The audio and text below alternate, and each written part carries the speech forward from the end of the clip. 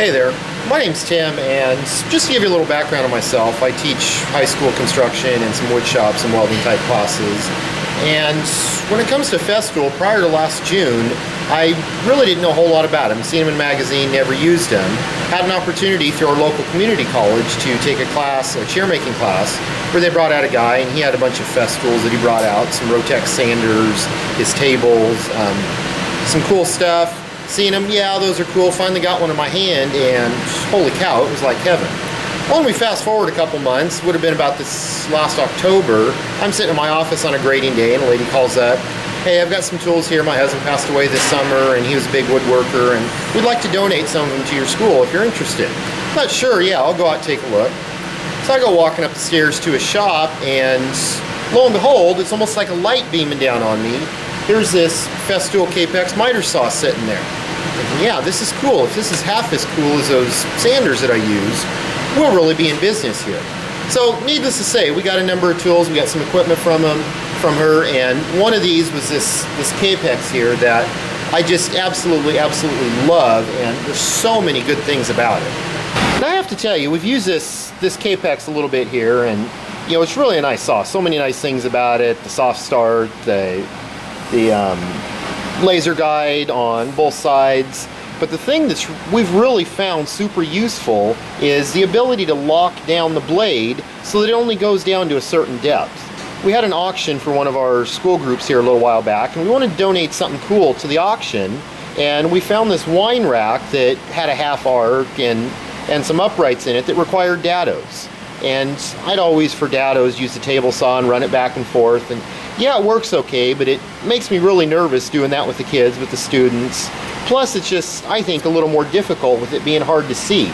Once we realized that we're able to do that with that feature on here, it really opened up a whole new world for us and made that project so much easier. And as you can see from the picture that we'll put in there in just a bit, really helped it to turn out kind of nice.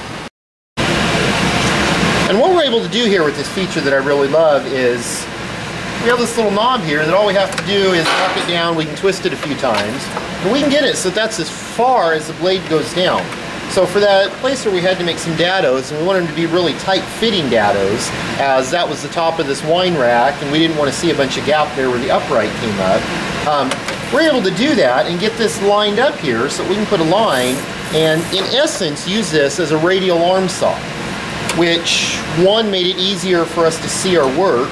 Two, I think made it a lot easier and a lot safer, because as I'll show you in a second here, we're able to completely clamp everything down and not have any hands potentially in the way. Miter saws are probably one of the safer tools anyways, because if you get everything locked down, you don't have to have hands anywhere other than on the trigger. So that was something that I really liked about it. So what we're able to do is we can take that lever right there, we can lock that down, and got a line here on my board that we can get this lined up so that that's as far as it goes. Then I can easily make repeated cuts, slide the board down each time to make our dado. And to complicate things even more, when we were working on that wine rack, not only did we need a dado, but we needed it at an angle which I think really made this excel over the other uses that we had on the table saw. So I got this set to a 15-degree angle here. I've got this set up so it only goes so deep, and now what we're able to do, got it all clamped in, found I had to put a spacer board back here, so we got it out far enough.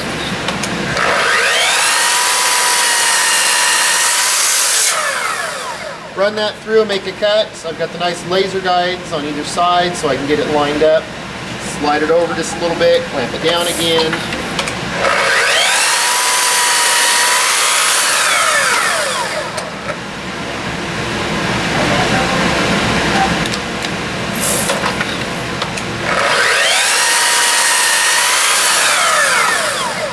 And as you can see from that, it's a lot faster, I think a lot more efficient and a lot safer than doing a dado on a table saw. So this has really opened up the doors for us and allowed us to do some more things that we probably could have done in the past, but would have been a lot more difficult, would have been a lot more challenging for us.